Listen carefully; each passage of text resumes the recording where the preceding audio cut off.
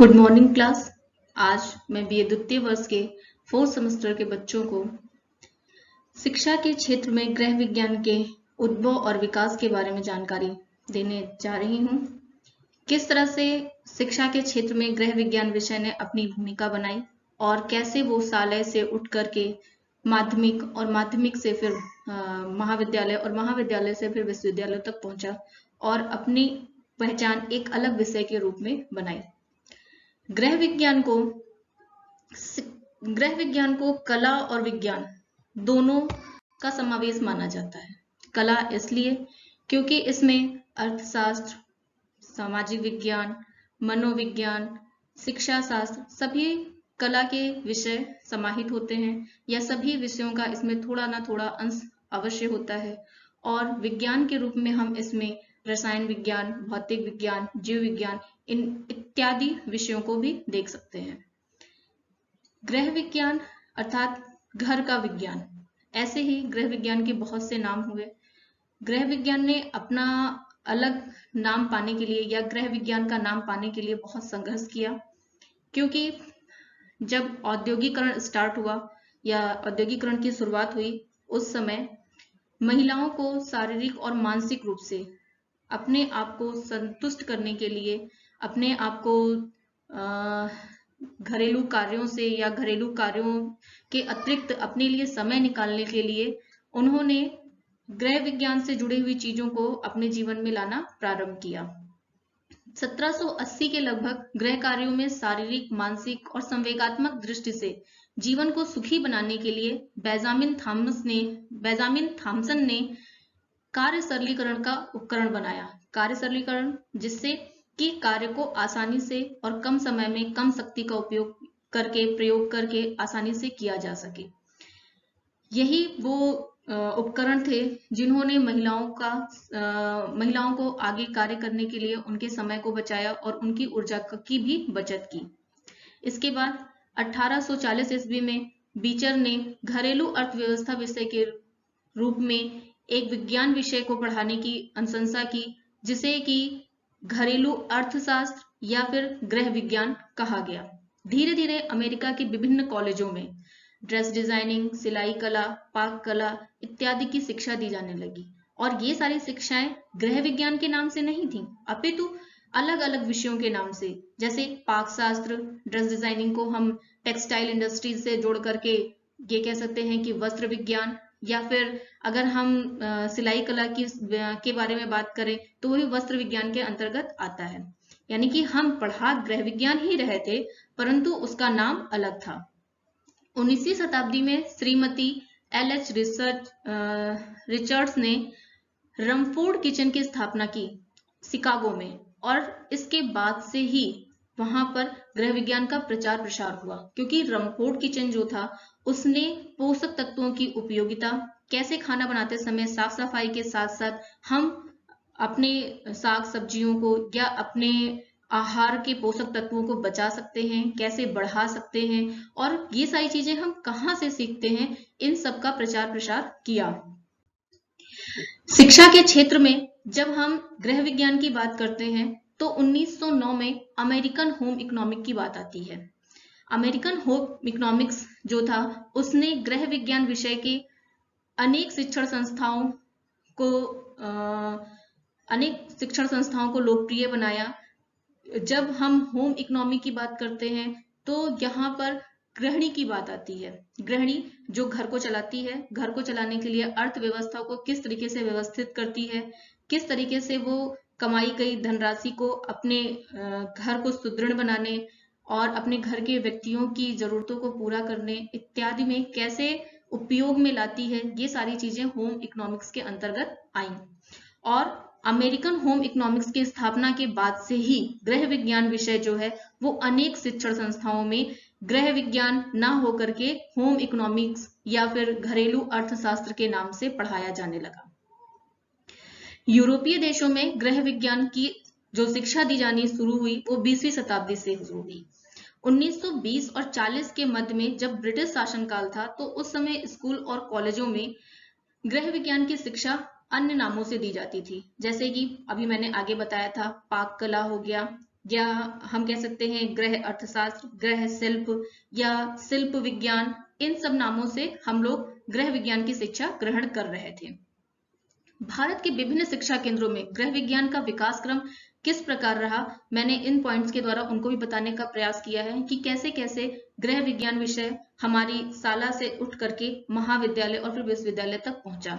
सबसे पहले किंडरगार्टन, वहां पर छोटे बच्चों को कैसे साफ सफाई का ध्यान रखा जाता है, कैसे समूह में खेला जाता है, कैसे खेल खेल में सीखा जाता है, और बहुत सी चीजें गृह व्यवस्था या गृह विज्ञान के अंतर्गत सिखाई जाने वाली चीजें बच्चों के अंदर डाली जाती थी। फिर प्राथमिक शालाओं में बच्चों को पाकशास्त्र, सिलाई कढ़ाई और छोटे छोटे हस्तशिल्प के कार्य, छोटी छोटी उद्योग से जुड़ी हुई चीजें जैसे टोकरी बुनना, पंखे बनाना और पापड़ बनाना, अचार या मुरब्बे बनाना, ये सारी चीजें प्राथमिक शालाओं में बच्चों को सिखाई जाने लगी।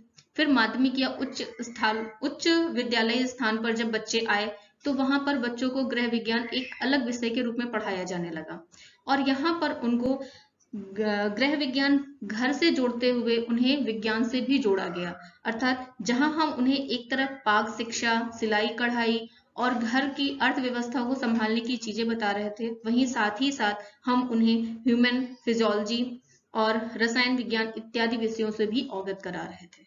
फिर महाविद्यालय और विश्वविद्यालय तक आते आते इस विषय ने अपना एक अलग रूप ले लिया और यहाँ पर ये एक अलग विषय के रूप में पढ़ाया जाने लगा, जिसमें कि गृह विज्ञान को एक अलग सा सब्जेक्ट, एक अलग विषय मानकर उसे उसकी पढ़ाई प्रारंभ की गई। 10 नवंबर 1932 में दिल्ली में लेडी इरविन कॉलेज की स्थापना हुई और यहीं से गृह विज्ञान एक व्यापक कला और विज्ञान के रूप में पढ़ाया जाने लगा। अब दिल्ली में लेडी इरविन कॉलेज की जब स्थापना हुई तो गृह विज्ञान विषय से स्नातक की उपाधि प्रारंभ कर दी गई, यानी कि बच्चा जो प्रारंभ से गृह विज्ञान को अन्य विषयों के नाम से पढ़ता आ रहा था, अब वो उसमें स्नातक की उपाधि प्राप्त करने लगा था। कई कॉलेजों में गृह विज्ञान की शिक्षा प्रारंभ हुई और ऐसे महाविद्यालय बने जो विशुद्ध रूप से गृह विज्ञान की डिग्री प्रदान करने लगे। गृह विज्ञान शिक्षा पर मात्र महिलाओं का अधिकार नहीं है। बहुत से लोगों का ऐसा मानना है कि गृह विज्ञान केवल स्त्री शिक्षा है या केवल स्त्रियों के लिए ये शिक्षा होती है, इन्हें पुरुष नहीं पढ़ सकते या पुरुषों के लिए गृह विज्ञान की शिक्षा अनिवार्य नहीं है। कई ऐसे केंद्र हैं जहां पर आहार एवं पोषण, इंस्टीट्यूशन ऑफ मैनेजमेंट, क्लोथिंग एवं टेक्सटाइल आदि विषयों में लड़कों ने भी शिक्षा प्राप्त की है। आहार एवं पोषण में शिक्षा ग्रहण करके डाइटिशियन, इंस्टीट्यूशन ऑफ मैनेजमेंट में किसी होटल के मैनेजमेंट या फिर किसी भी मैनेजर पद के लिए उपाधि, क्लोथिंग एवं टेक्सटाइल में परिधान, परिसज्जा इत्यादि चीजों में वो अपना करियर बना सकते हैं और लोगों ने बनाया भी है। इसी क्षेत्र में डॉक्टर के.एन. चंद्रशेखर ने गृह विज्ञान में पीएचडी प्राप्त करने वाले पहले भारतीय पुरुष थे। इन्होंने सबसे पहले गृह विज्ञान की शिक्षा ग्रहण की, इसके बाद उन्होंने इसमें पीएचडी की और लास्ट तक यानी अंत तक आते आते ये गृह विज्ञान संकाय में डीन पद पर पूसा बिहार में भी कार्यरत रहे हैं। इसी क्षेत्र में गृह विज्ञान के जो शिक्षण क्षेत्र के अंदर रोजगार आते हैं उनमें शिक्षिका, अनुसंधान सहायिका, डाइटिशियन, नर्सरी स्कूल संचालिका, ये ऐसे क्षेत्र हैं जो शिक्षण के अंतर्गत आते हैं। गृह विज्ञान पढ़कर एक स्त्री शिक्षिका भी बन सकती है, शिक्षिका और भी विषय पढ़कर बन सकती है, किंतु गृह विज्ञान एक ऐसा विषय है जिसमें वो अन्य विज्ञानों या अन्य विषयों के बारे में भी जानकारी रखती है। अनुसंधान सहायिका बन सकती है यानी पीएचडी तक जा सकती है, डाइटिशियन बन सकती है, जैसा मैंने अभी आपको आगे बताया था कि उपचारात्मक पोषण आहार की शिक्षा ग्रहण करके वो डाइटिशियन का पद भी हासिल कर सकती है। नर्सरी स्कूल संचालिका बन सकती है क्योंकि हमारे गृह विज्ञान विषय में एक पेपर ECCE का चलता है, चाइल्ड केयर के नाम से, जिसमें बच्चे की लर्निंग कैसी होनी चाहिए, बच्चे को कैसे उनकी विशेषताओं को ध्यान में रख के पढ़ाना है, कैसे उनका लालन पालन करना है इत्यादि चीजें भी बताई जाती हैं। गृह विज्ञान शिक्षण क्षेत्र के बाहर के रोजगार भी गृह विज्ञान शिक्षा ग्रहण करने के बाद या गृह विज्ञान से जुड़े होने के बाद हम अच्छे से कर सकते हैं, जैसे प्रसार कार्यकर्मी बनकर, परिधान डिजाइनर बनकर, आंतरिक सज्जाकार, पत्रकार या लेखिका, टीवी या रेडियो कलाकार के माध्यम से।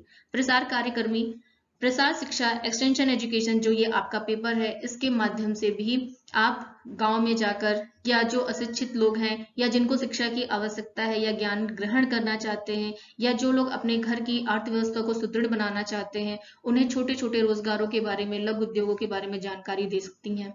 परिधान डिजाइनर, आप सिलाई कढ़ाई के माध्यम से टेक्सटाइल वस्त्र विज्ञान की शिक्षा ग्रहण करके परिधान डिजाइनर बन सकती हैं। होम मैनेजमेंट यानी कि गृह परिसज्जा में आप आंतरिक सज्जाकार बन सकती हैं। पत्रकार या लेखिका, अगर आपके अंदर जानकारी है, आप चीजों को ध्यान में रखती हैं, ज्ञान है, तो आप इस पद पर भी जा सकती हैं। टीवी या रेडियो कलाकार भी आपके गृह विज्ञान क्षेत्र के अंतर्गत ही आते हैं। गृह विज्ञान कहने का मतलब सिर्फ इतना है कि गृह विज्ञान विषय एक ऐसा विषय है जो सभी विषयों को कहीं ना कहीं से छूता है। इसमें हम हर विषय की जानकारी थोड़ी थोड़ी अवश्य रखते हैं। अगर हम एजुकेशन ले लें, शिक्षा शास्त्र, तो जब हम गृह विज्ञान में बाल विकास पढ़ा रहे होते हैं तो उस समय हमें इसका विशेष ध्यान रखना होता है कि किस अवस्था में बच्चे को किस तरीके से एजुकेशन देनी है। समाजशास्त्र की बात कर लें तो भी जब हम बच्चे के सामाजिक विकास की बात करते हैं तो वहां पर समाजशास्त्र आ जाता है। अगर हम रसायन विज्ञान की बात करें तो हम अपने जीव रसायन विज्ञान में बच्चों को जीव विज्ञान और रसायन विज्ञान दोनों की जानकारी देते हैं। साथ ही साथ पोषक तत्वों के माध्यम से जब हम उन्हें पोषण की बातें बता रहे होते हैं, पोषक तत्वों की बातें बता रहे होते हैं, तो रसायन विज्ञान की बात करते हैं। जब हम टेक्सटाइल में किसी कपड़े, किसी तंतु की बात कर रहे होते हैं तो वहां पर भी हम रसायन विज्ञान की बात करते हैं। इस तरीके से कला हो या विज्ञान हो, हमारा जो गृह विज्ञान है वो दोनों से जुड़ा हुआ है और इसीलिए वो अपनी एक अलग पहचान रखता है। उम्मीद है आपको ये वीडियो समझ में आ गया होगा। धन्यवाद।